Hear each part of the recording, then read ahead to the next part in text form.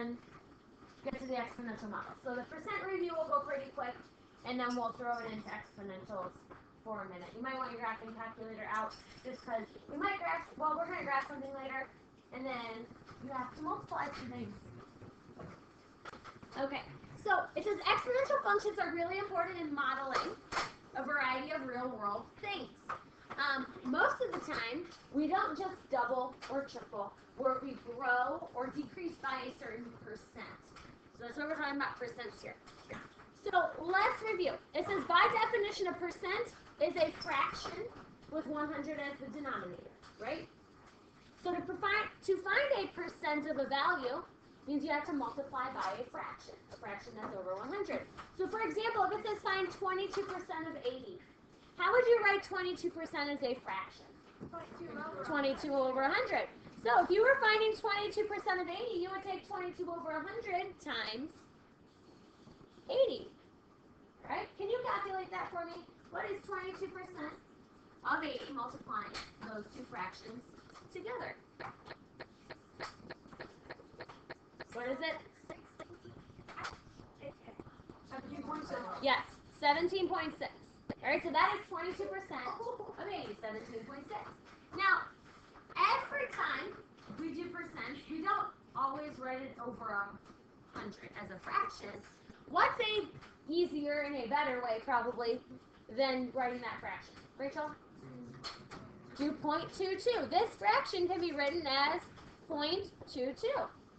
So we can do 0.22 times 80, which should, as long as you type things in your calculator correctly, get you 17.6, right?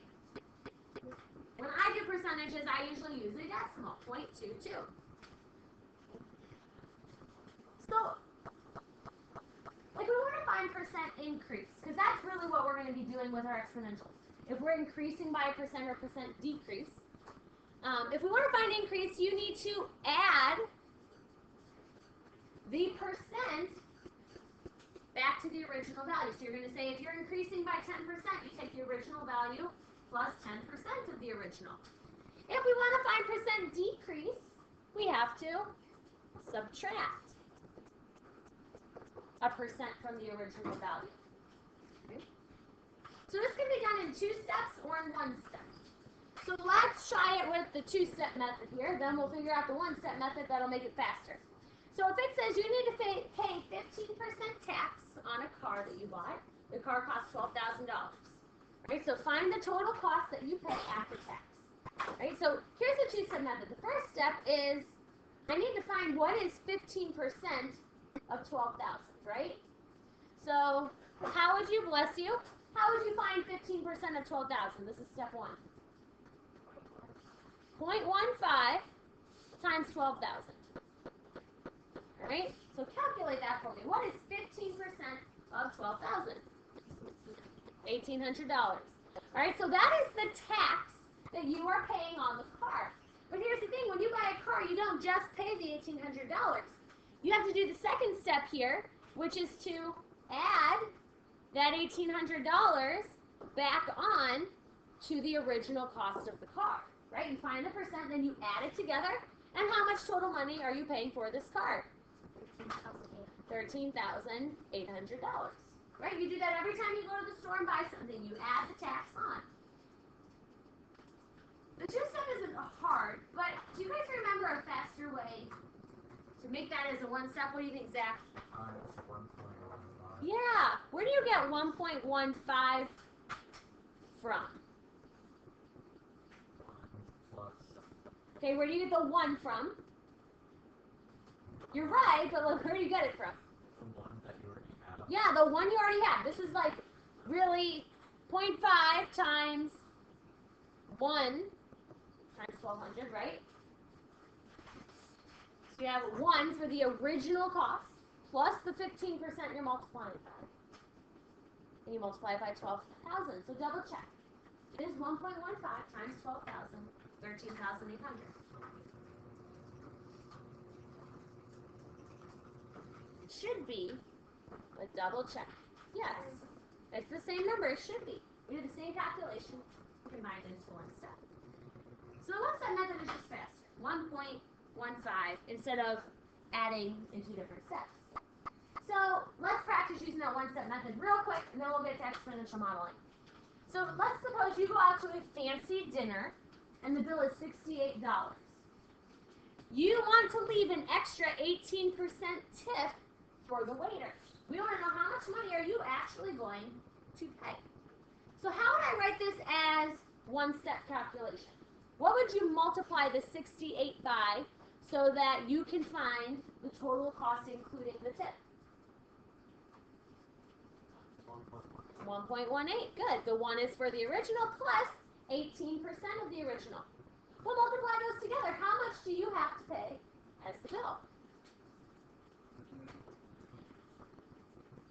80.24. Yeah, $80.24. I don't know where they went out to dinner. They must have eaten a lot of food. How many people work? I don't know. It doesn't say.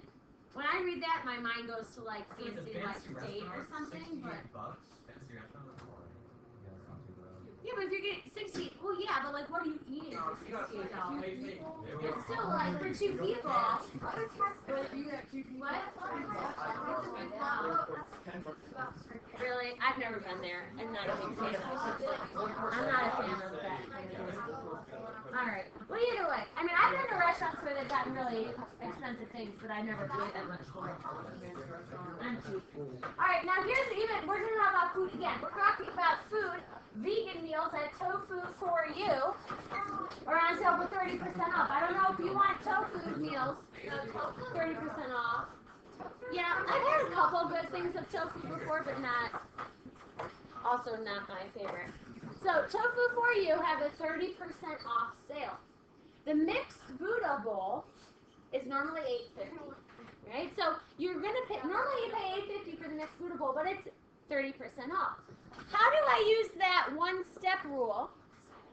Why do you do 0.7?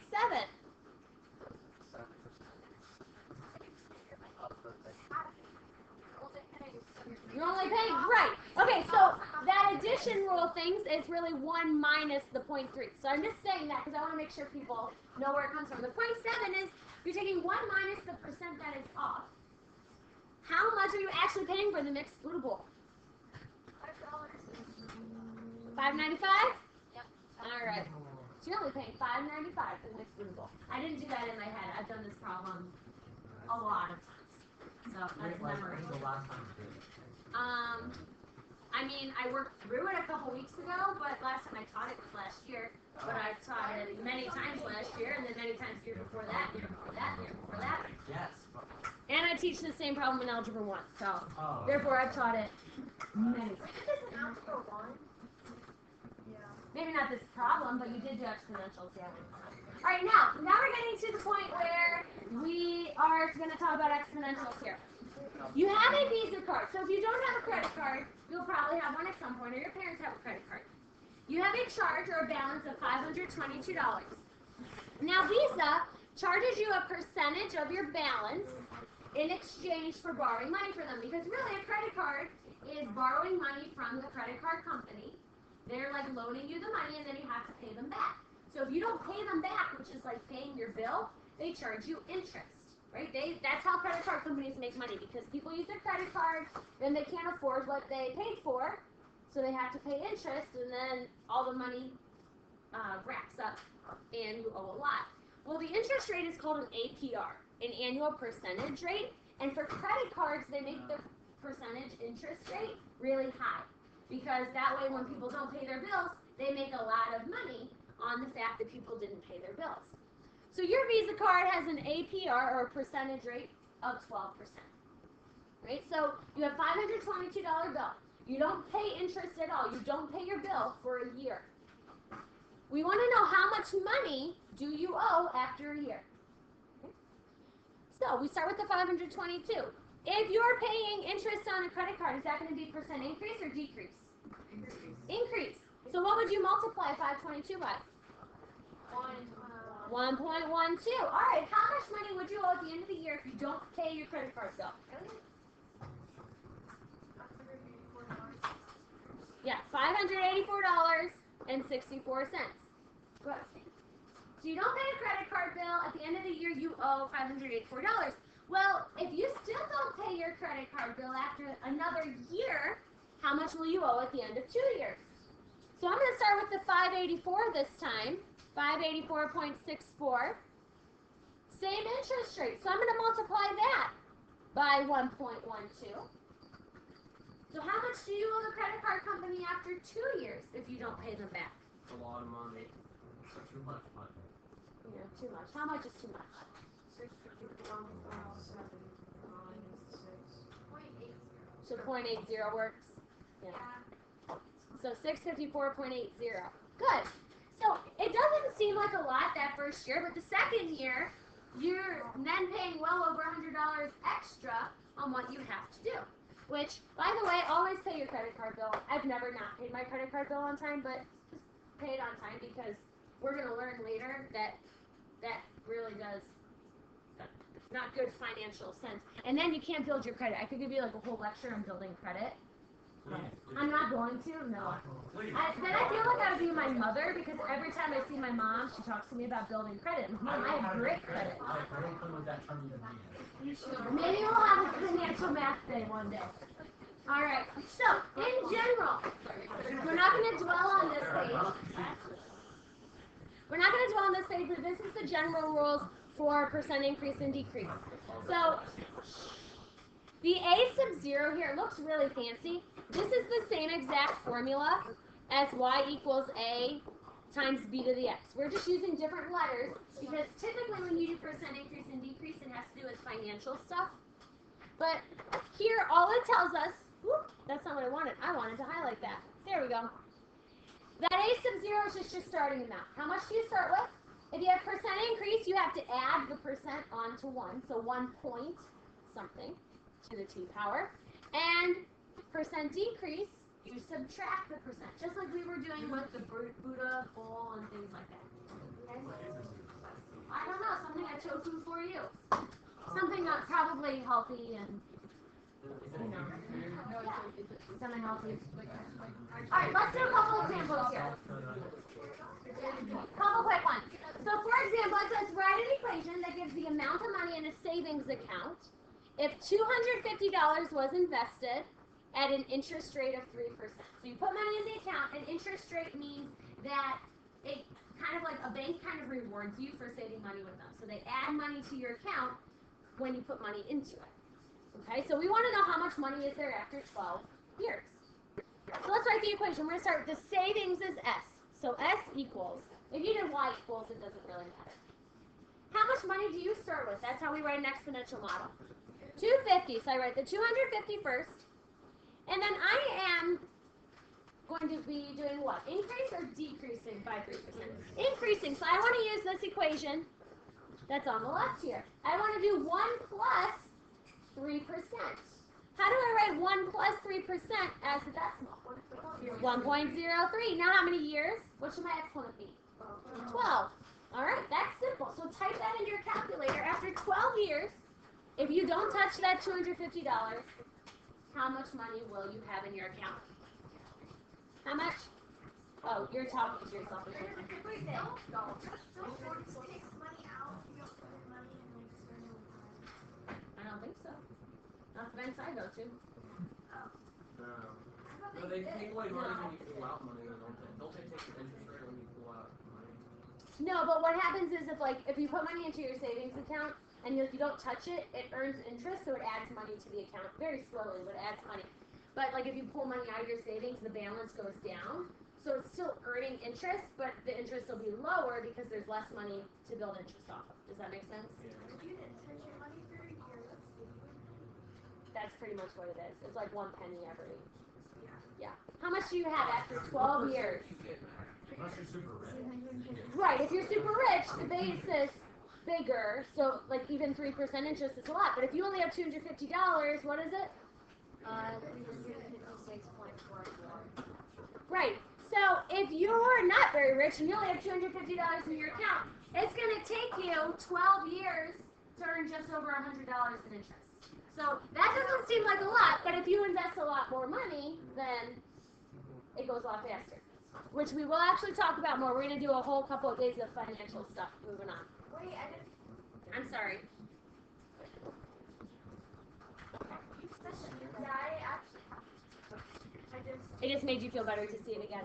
All right. Now, if the population of a town is decreasing by 4% every year, they started with 12,500 residents.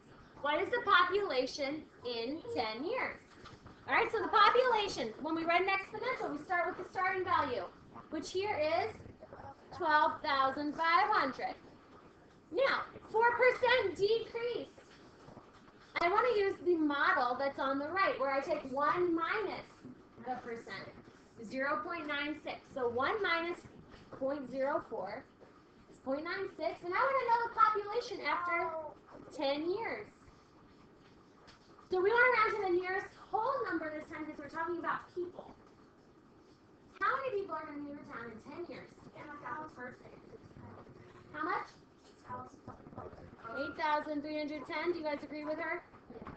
All right.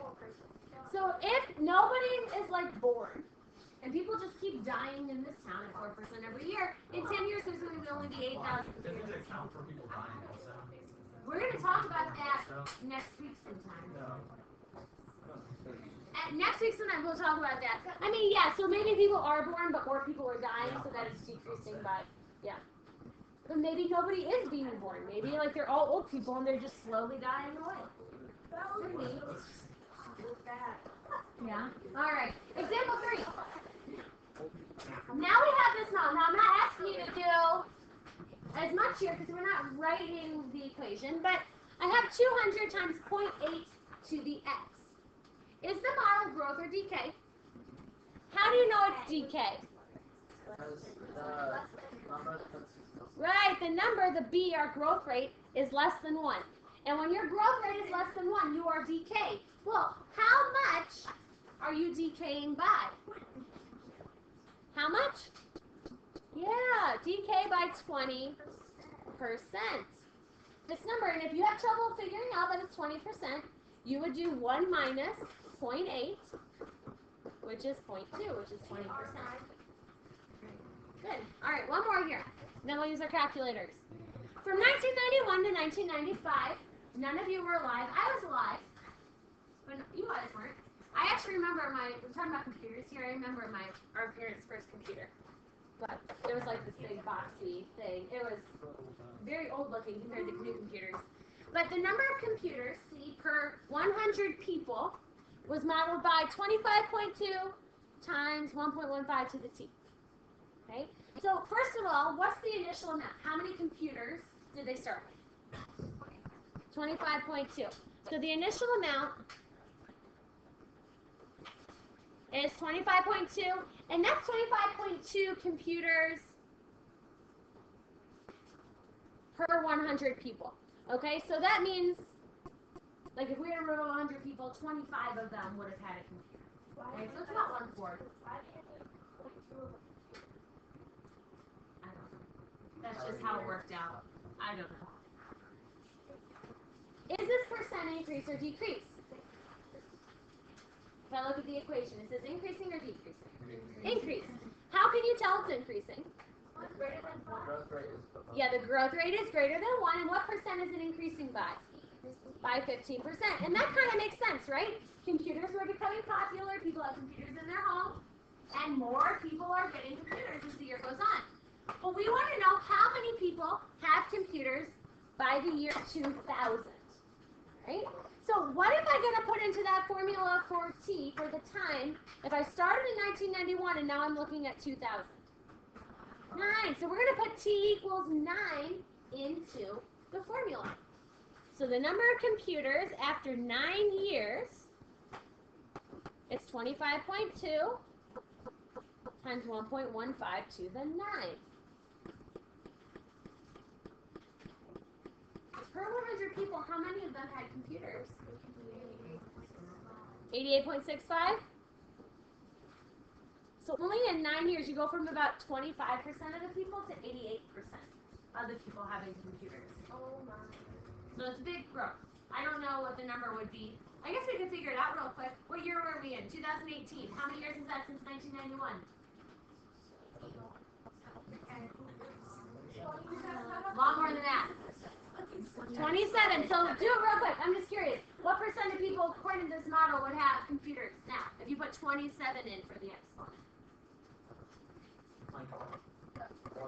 More than 100%. So it says 1,097 per 100 people. So I feel like one thing we should talk about with that is, does that make sense? No. So sometimes there are limits to how good a model can be. Here, it doesn't make sense that 1,000 people per 100 have a computer. So sometimes models are only good up to a certain extent. But, I mean, it's definitely not 100 because not everybody has a computer, but we're probably pretty close. All right, we have one more to do here. Let's pull out our graphing calculators. All right, we're on the last one. So we have the stock price of Wind Power Incorporated. So Wind Power Incorporated is increasing its stock price by 4% every week. Wind Power's initial value of its stock was $20 per share. On the other hand, Great Energy is crashing. It's losing value by 11%. So Wind Power must be a better energy company than Great Energy. It's losing value at 11% per week, and its shares started at $120.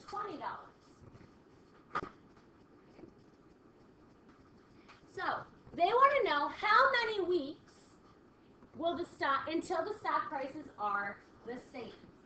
Okay? So we need to write two models and figure out when are the stock prices. One's going up, one's going down. When are they going to be equal in value? So let's write an equation for Wind Power. Right?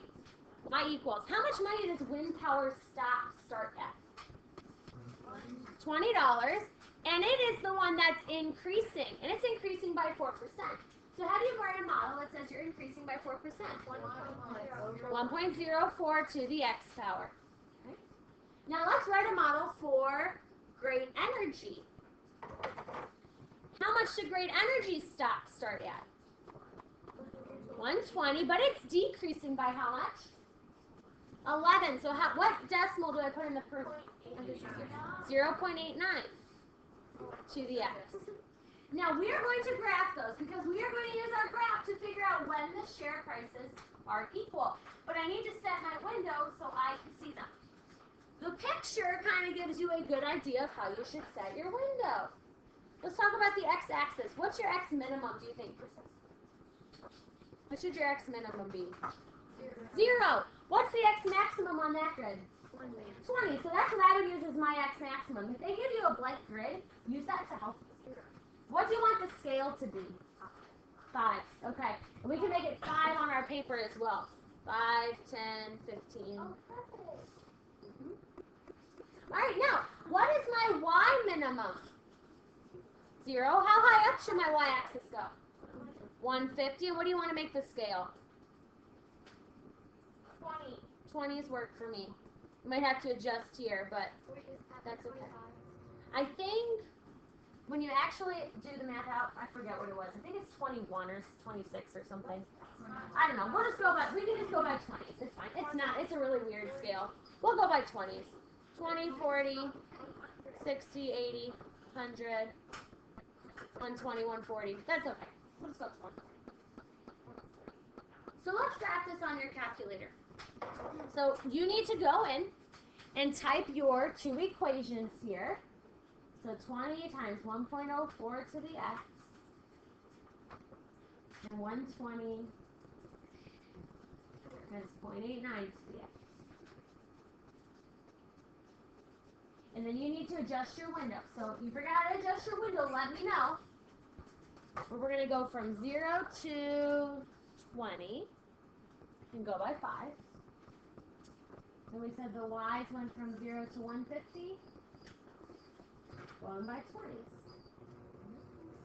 So when you hit graph, you should get two pictures, and it should fit in your grid. Is that what yours looks like?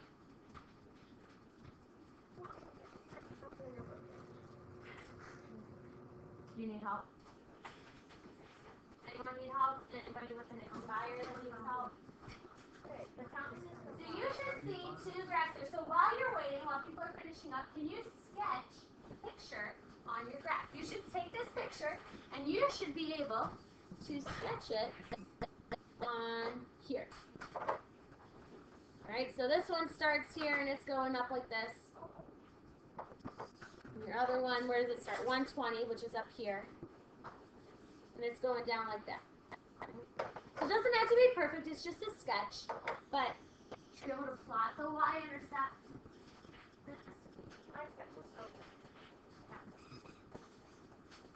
So our question is, between what 2 weeks will the stock prices be equal? So when I use my calculator here, I can estimate that, but how can I find the exact point of intersection? Do you remember? Yeah. Where do I go? How? Second trace. Yep, second trace, which is count. And you go down to number 5, which is intersect. Now, how many times do you have to hit enter here? 3 times. Enter, enter, enter. And it gives you an ordered pair. So my x is 11.5. Between what 2 weeks is that? 11 and 12. 11 and 12. So between 11 and 12 weeks, your stock prices are going to be equal. So right halfway through 11.5. Then the next question says, what is the cost of the stock? Well, that's your y value. How much money is the stock when they are equal to each other? $31.40. Yep. So when they're finally equal, they're going to cost $31.40. Now, after they're equal, then the one dips below because its stock price keeps going down. Okay? All right, so now just review with your calculator. Do you remember doing percent increase and decrease? Yeah. Yes. Okay, so for the last, 10 or so minutes of class, why don't you try some of the practice? I have the answers up here. You can check as you go. It's mostly multiple choice. So you write the equation, multiple choice for the answer. I put some answers there. If you're not getting the right letter answer, it's probably because you wrote your equation wrong. So you can call me over, okay? Work together. On Monday, we will do mixed practice.